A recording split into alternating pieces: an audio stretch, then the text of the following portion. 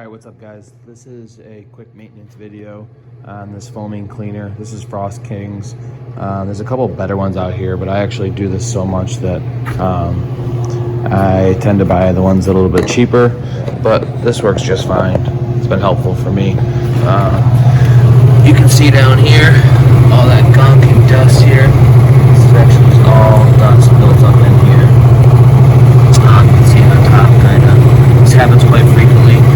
Typically there's a casing around here that helps a little bit. I'm bending that off because you have to take the whole thing, kind of slide it out. And we have a drink shelf here, so I just leave it off and clean it quite frequently. So first thing I'm going to do is come in my gauge up here and just turn this off. You'll hear the compressor just kicked off up here. It's got a little like brushes on the top to help scrub this out. I try not to use the brushes unless it's really bad because it actually makes your tails here bend over. One of my mechanics said it best. He's like, try to run a marathon through a straw. And that's what's happening here. This is essentially how the cooler breathes. So I try to do this every month. You'll save tons of life on your cooler for sure.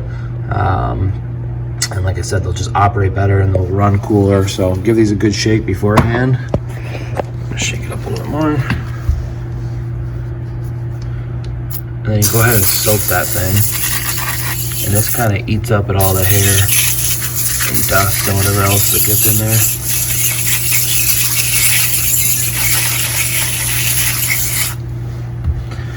So what you'll do is you let that sit. I'll spare you the time of watching that. I'll just take a picture at the end.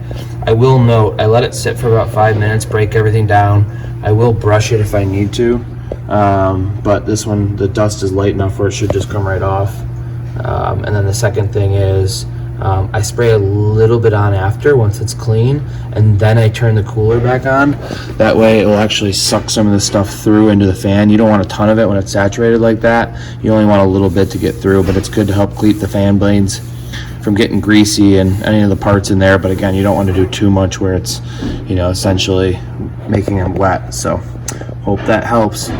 This is on Webstaurant, Amazon, all kinds of stuff. But again, I would do this weekly. Do it to all your coolers, kitchen especially if you got a hot kitchen, but this is just our bar cooler. So all right guys, so this is after 5 minutes. You can see it kind of just bunched that stuff up, and it really just ate away at the rest of the stuff. You can see how shiny it is comparison to what it was. All that dust on top got eaten up pretty good.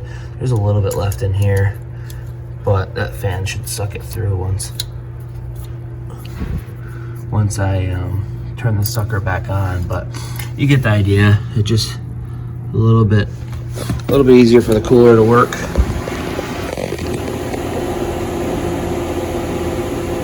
And turn that back on.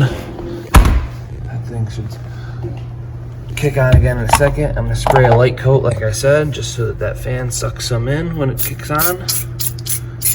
Again, not as much as we did in the beginning, because you don't want too much in there going in the parts. I did a little bit more than I normally would just because it hasn't kicked on yet. The cooler's holding temperature, so I'm kind of anticipating a delay for when it kicks on. You'll see it slowly kind of evaporate away, but that's about it.